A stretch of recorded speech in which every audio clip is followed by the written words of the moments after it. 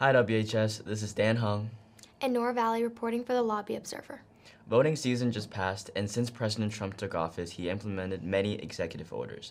One of the many is the Safeguard American Voter Eligibility, otherwise known as the SAVE Act. The SAVE Act was proposed by Chip Roy and would require more strict proof of citizenship, such as passports and birth certificates, while a driver's license will no longer be valid. This has to be shown in person, as the first, middle, and last names on the documentation has to match the name the person legally goes by. The controversial part in this would be its requirement for proof that some people might not be able to obtain. With that being said, an estimate of 140 million Americans lack a passport, including people with low income and people living in rural areas who might not have access to buy one. Proof of citizenship would also be a major obstacle that prevents these people from registering to vote and could result in millions of people losing their rights to vote because of this act. Let's go down to Mr. O'Brien's room with Ben Wickline to learn more about the SAVE Act. Hi, I'm Ben Wickline, and this is Mr. O'Brien reporting for the Lobby Observer. No, you're reporting for the Lobby Observer. Keep going. Keep going. So, how are you doing today? I'm doing fantastic. The Red Sox lost last night, but I'm still okay. Too bad. So, how familiar are you with the SAVE Act? I understand what the SAVE Act is. How do you feel I about it? read a plethora of sources regularly, and so I'm aware of what it is. Is that your question? Yeah. Okay. How do you feel about it? I think it's an ongoing lie from the right-leaning Republican Party in this country that's been going on now for about 20 years. There's barely a shred of evidence to support it. It's an outgrowth of the claims from the 2016 and 2020 election that there was widespread fraud in the presidential election, and in particular, that people who are not Americans were voting. All 5 of the swing states in 2020 conducted independent audits. All 5 of them returned the fact that there is almost none of what the Republicans have claimed is happening all over the place. It doesn't exist.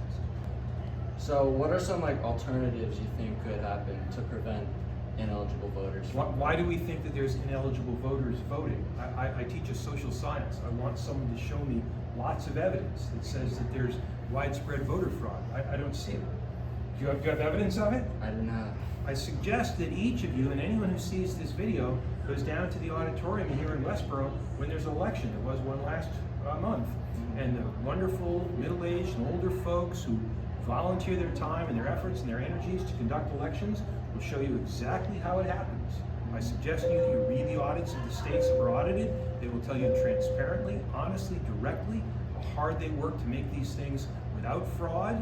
I want to remind you that in 2020, Mr. Trump appointed a man named Chris Kobach, one of the great election deniers, to have a presidential commission to look for voter fraud. That commission simply went away after a time because there wasn't any. This is a solution looking for a problem.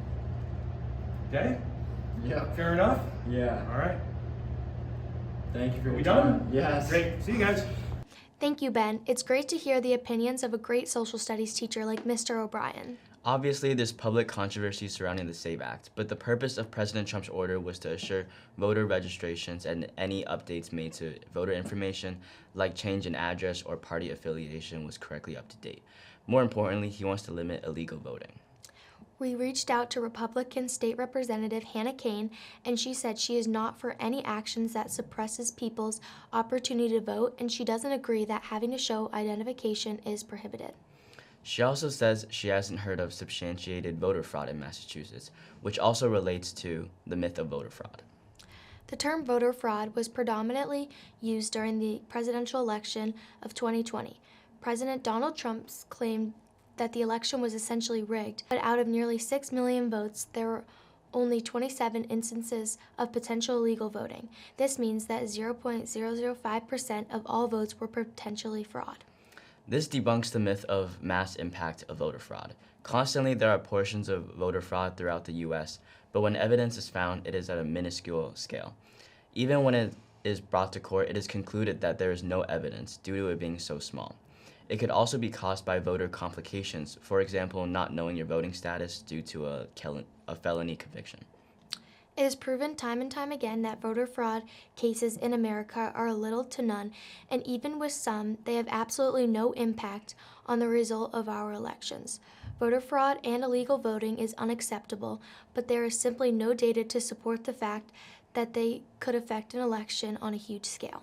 Thank you for tuning in. This has been Dan Hung And Nora Vallee reporting for the Lobby Observer from Studio 33 at Westboro TV.